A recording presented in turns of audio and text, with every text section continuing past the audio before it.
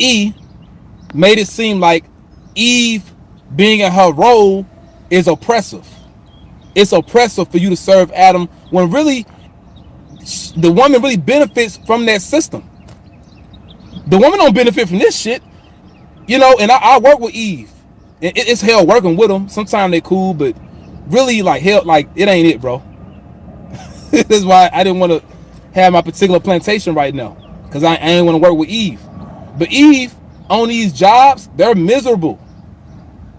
Her ass should be at home, like instead of her being on your job, telling you what to do, and she making these calls, and you know, all on the computer, and basically like they in positions where they can track you and shit by way of this technology. And bro, if Eve had her way in this setup, they'll chip your ass. I'm serious though. I'm laughing, but like they'll do that. I see this shit on my job.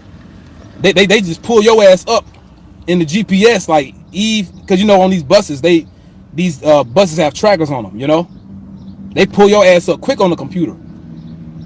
You know, call you, give me a 21. You know, gotta call Eve, check in with Eve. You know, but Eve is miserable. They should fucking be at home. They don't like this shit, man.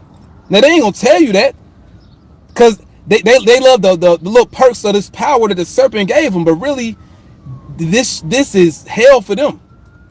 So them being put back in their order, once again, that's what's called divine femininity. Proverbs 31. That's divine femininity. That's why it says, who can find a virtuous woman? A strong woman. That's a woman that's subjective to her man, you know?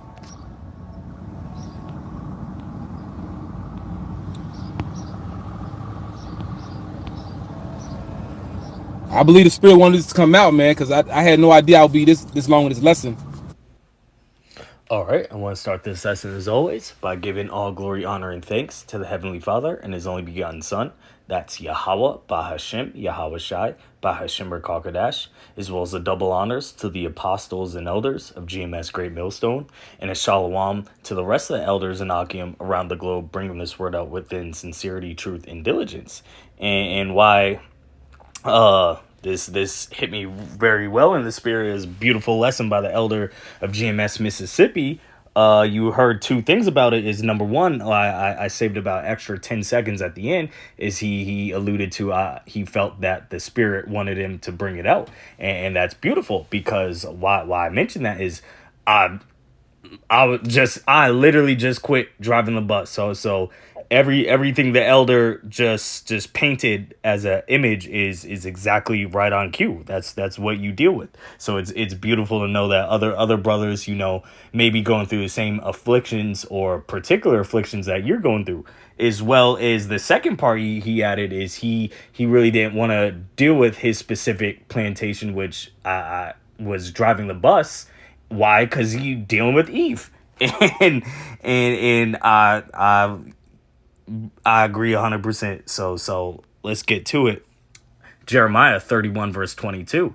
How long wilt thou go about, O thou backsliding daughter? For the Lord hath created a new thing in the earth. A woman shall compass a man. And when it says backsliding daughter, first that's talking about the nation of Israel as a whole, and starting with the men. Because the men, through our disobedience, we turned our back on the heavenly Father, Yahweh. So he had our women turn their back on us. And where do we see that? Mostly where a woman has compassed or surpassed or usurped the authority of a man under this devil, so-called white man, Esau Edom's power structure. That's where we see that the most. Okay, let's get another one. In Ecclesiastes, the 10th chapter, and this is going to be starting at verse 6. Ecclesiastes 10 verse 6. Folly is set in great dignity, and the rich sit in low place. I have seen servants upon horses, and princes walking as servants upon the earth. And not only is that talking about, you know, the Israelite man in his current low state, who's really a prince, but is playing the role of a servant, as well as these other 17 heathen nations who they're really should be servants. They're playing the role as the prince upon a horse. That also deals with our women, because a woman is supposed to be your servant. And right now, pursuant to the last one, Jeremiah 31, verse 22, our women have been in this wicked society placed above us. So and you heard the elder talking about you got to take orders and check into Eve. So that's a complete vexation. And this isn't permanent. This is temporary. This is a punishment for our disobedience. But it leads to this in everyday life when you got to deal with that, especially as a man. You're just trying to do what you got to do. Baruch 3:8, Haggai 1:6. You're subject to payment. You working your ass off to basically make nothing. Never mind, you got natural born opposition that you got to deal with on top of your job. That'll piss you off. You be vexed. Ecclesiastes 2 verse 17. Therefore I hated life, because the work that is wrought under the sun is grievous unto me. And you look up that word grievous, it means bad. For all is vanity and vexation of spirit. And the beautiful image that the beloved elder of GMS Mississippi painted, that's a vexing type of job. So and I hear him. That's why I got, Lord willing, I'll be moving on to something different from that, because that'll vex you over time. And let's get this Proverbs 21 verse 9.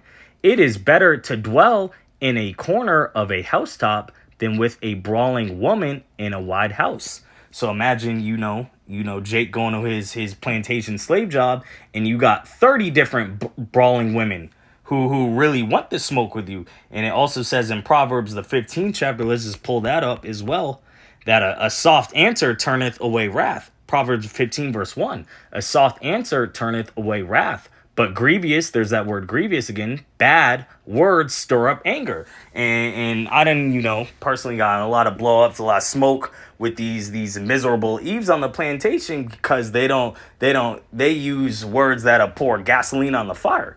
So it's very beautiful that the spirit had the elder, beloved elder of GMS Mississippi, bring that out, and I can relate to that. So I hope this is edifying. Shalom.